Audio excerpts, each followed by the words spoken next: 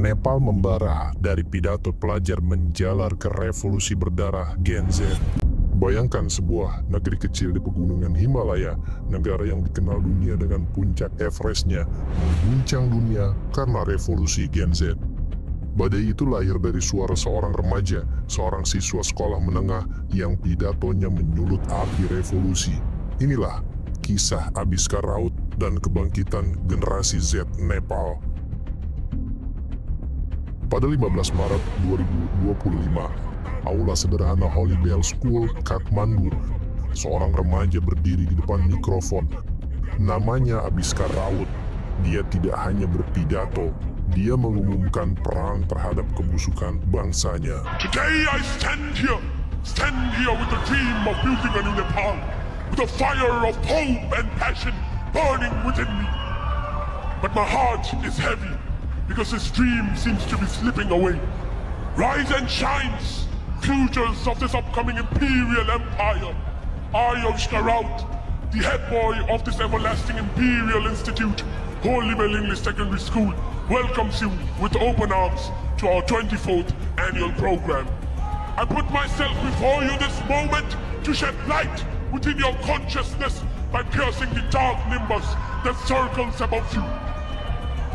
I am present here today to immortalize a monumental change in the course of history. Nepal, our mother, this country gave us birth, nurtured us. But what did it ask in return? Just our honesty, our hard work, our contribution. But what are we doing? We are bounded by the chains of unemployment, fleeing abroad in search of opportunities. We are trapped by the selfish games of political parties. Corruption has woven a web that is extinguishing the light of our futures. Youth, rise! We are the torch bearers of change. If you do not raise our voices, who will? If you do not raise our voices, who will? If you do not build this nation, who will? We are the fire that will burn away the darkness. We are the storm that will sweep away injustice and bring prosperity.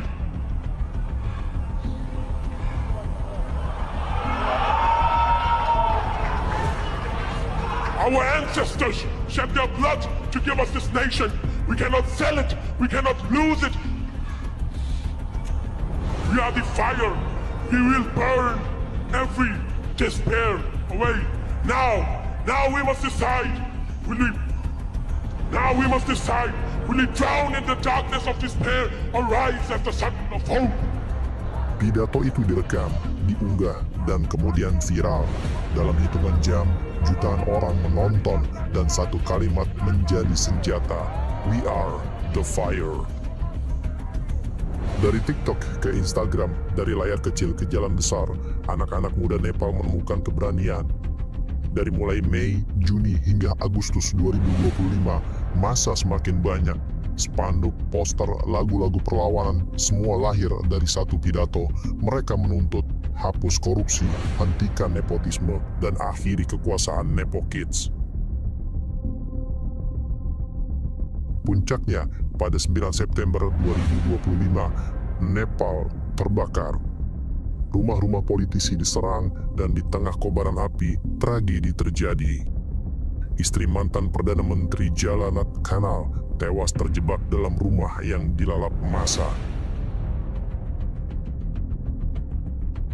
Di jalanan, pejabat-pejabat dipermalukan. Menteri Keuangan Wisnu Paudel dikejar, dipukuli, bahkan ditelanjangi di depan umum. Bagi massa, itu adalah simbol kejatuhan rezim yang busuk. Namun puncak kemarahan bukanlah tragedi itu. Puncak amarah adalah ketika pemerintah memutus suara rakyat. Ketegangan di Nepal bermula pada 4 September saat otoritas Nepal memblokir sejumlah situs media sosial ternama yang gagal mendaftar ke Kementerian Komunikasi dan Teknologi Informasi dalam batas waktu yang ditentukan. Pemerintah Nepal memblokir 26 situs media termasuk WhatsApp, Facebook, Instagram, dan YouTube. Pemerintah berdalih pemblokiran itu untuk mengatasi misinformasi, penipuan, hingga ujaran kebencian. Mereka kira anak muda akan diam, tapi justru sebaliknya. Itulah bensin yang menyulut api lebih besar. Dunia digital dibungkam, maka jalanan menjadi panggung perlawanan. Gelombang massa tidak terbendung, gedung parlemen terbakar, tentara turun ke jalan, dan pada 9 September 2025, Sharma Oli, sang Perdana Menteri, menyerah dan dia mengundurkan diri. Tak lama setelah Oli mundur, Presiden Ramchandra Paudel juga mengundurkan diri dari jabatannya. Pengunduran diri PM dan Presiden membuat Nepal tanpa pemimpin eksekutif di tengah situasi yang semakin chaos ini. Unjuk rasa berujung bentrok ini menyebabkan 19 orang tewas dan ratusan mengalami luka-luka.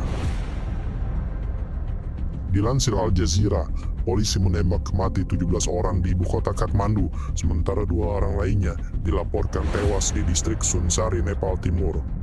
Korban tewas diduga setelah polisi menggunakan peluru karet, gas air mata, meriam air, hingga pentungan untuk menghalau para pengunjuk rasa yang mencoba menerobos pagar kawat berduri untuk masuk ke gedung parlemen. Amnesty International juga mengonfirmasi bahwa pihak berwenang Nepal menggunakan peluru tajam terhadap pengunjuk rasa. Perserikatan Bangsa-Bangsa menyuarakan kekhawatiran atas kekerasan di Nepal. Komisaris Tinggi PBB untuk HAM, Volker Turk, bahkan mengaku terkejut.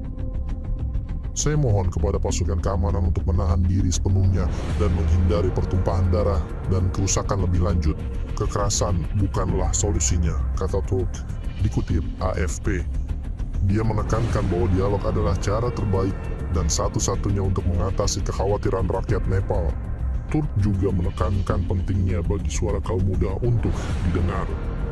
Sebuah era kekuasaan politik di Nepal berakhir, bukan karena politisi lain, tetapi karena murid-murid sekolah dan mahasiswa yang memutuskan untuk tidak diam. Tapi, setiap revolusi menuntut harga, nyawa melayang, kota terbakar, Nepal pun berdarah. Abhiskar Rao tidak pernah bermimpi pidatonya akan berakhir seperti ini.